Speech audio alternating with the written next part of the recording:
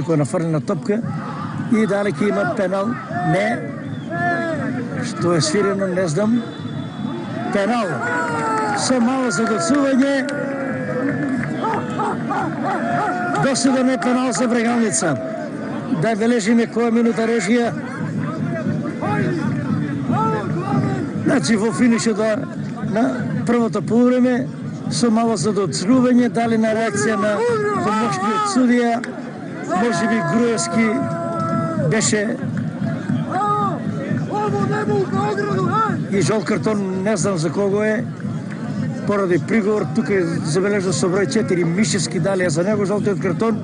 Како да е во ова 45-та минута, судијата Груевски на интервенција на помошникот судија, кој забележи игра со рака на еден од вистинските играчи, досудува пенал за Брегалница.